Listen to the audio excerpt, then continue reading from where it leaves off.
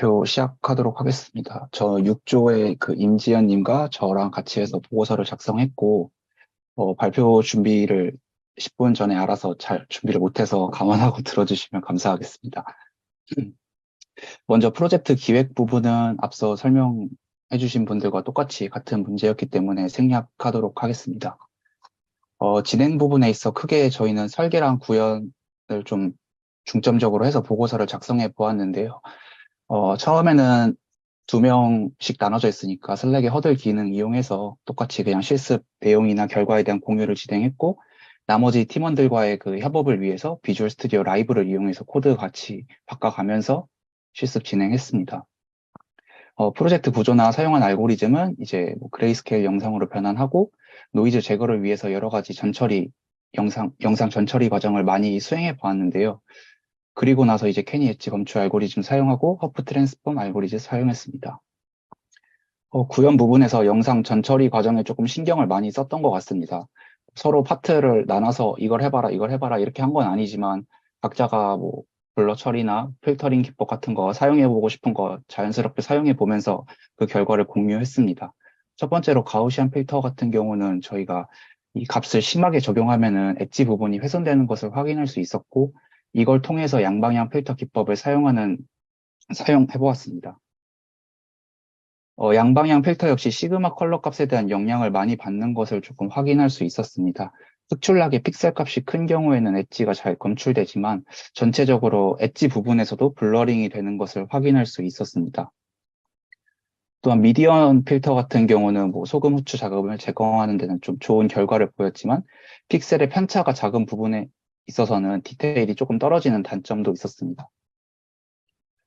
그 이로드나 딜레이트 현상 같은 경우는 캐니 엣지를 수행하고 나서 외곽선이 얇은 선으로 그려지기 때문에 이로드 연산 수행 시 필터가 객체 내부로 들어가지 못해서 아무것도 출력되지 않는 것을 확인할 수 있었는데 이 부분은 저희가 잘못해서 한 건지 잘 모르겠습니다. 그래서 좀 더 외곽선을 두껍게 하고 굵게 추출하고자 뭐 소벨 필터도 사용해 보았고,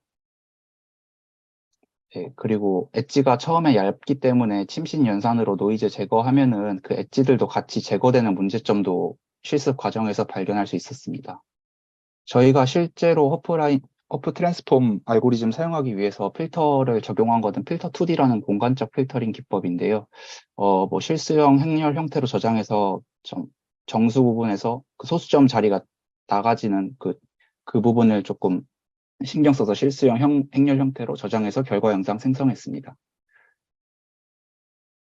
그리고, 또 다른 팀원들이 이제 그 코드 작성 부분에 있어서는 색 변환, 영상의 밝기 변화에 대해서도 조금 문제 해결 과정이 있었기 때문에 실습을 해보았는데요. 명도와 밝기를 조절할 수 있는 HSV나 HLS의 색 변환을 활용해서 문제점을 해결해 보고자 하는 의견도 있었습니다. HSV는 적절한 로어나 어퍼 값을 찾을 수 있어서 영상을 구현을 했지만 HLS의 경우 적절한 값을 찾기 어려워서 한계점을 느끼기도 했습니다. 그리고 애초에 저희가 오프라인 실습 때 허프 트랜스폼 알고리즘 사용해서 파이썬 코드로 작성한 게 있어서 그거를 이제 C++ 코드로 좀 바꿔가는 작업에 있어서 뭐 변수라든지 그런 게 되게 상수 처리가 많이 되어 있어서 그 부분도 좀 저적 변수 처리하면서 해결했습니다.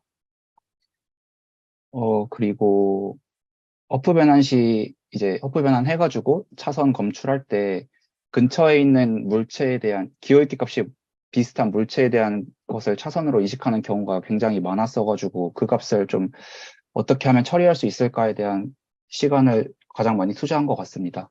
그래서 한 명의 의견으로는 허프라인스 P 함수에서 임계값이나 민라인 랭스나 백스라인 갭을 좀 정확하게 설정을 한다면은 차선 근처에 있는 물체나 뭐 기울기 값이 비슷한 물체의 직선일지라도 차선으로 이식하지 않는다는 것을 확인은 할 수 있었지만 그 값을 찾아내는 과정이 그냥 단순히 값을 계속 변화하는 하드 코딩으로 되어버렸고 실질적으로는 차선을 검출한 것에 있어서도 한계를 느꼈습니다. 그리고 오프라인 실습 때 구현했던 허프라인 파이썬 코드를 이용했었기 때문에 그때 설정해 놓은 오프셋이 저희는 340에 갭이 40이었기 때문에 그걸 통해서 ROI를 설정하고 했기 때문에 차선을 정확하게 그 주어진 영상과는 조금 차이가 있어서 차선을 정확하게 인식하지 못하는 점도 보완해야 하는 부분이라고 생각합니다. 그래서 저희가 방향성을 봤을 때는 맨 첫 번째 발표하셨던 팀처럼 슬라이딩 윈도우 기법에 대해서 조금 잘 모르는 부분들이 있어서 그 부분에 대해서 주말에 학습을 통해서 오프라인 실습 때 테스트를 해볼 예정입니다. 그러면서 허프라인 코드는 작성되어 있기 때문에 그거와 성능 비교해보면서 차선을 얼마나 검출하는지, 정확하게 검출하는지 확인해 볼 예정입니다. 최종 결과에 대한 캡처 화면인데, 영상을 넣기가 조금 시간이 오래 걸려서 그냥 실행시키는 화면으로 보여드리도록 하겠습니다.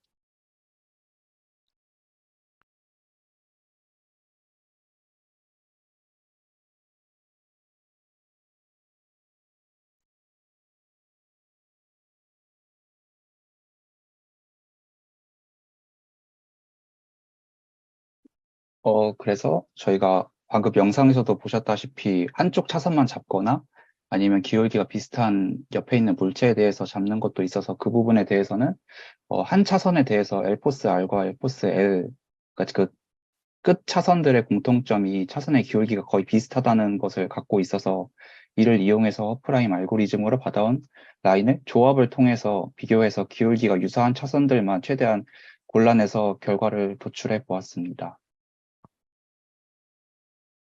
향후 오프라인 실습 때는 슬라이딩 윈도우 기법을 좀 중점적으로 진행해 볼 예정이고, 그거에 대해서 허프라인 트랜스폼 알고리즘과 성능을 비교해서 더 좋은 결과를 도출해 보도록 할 예정입니다.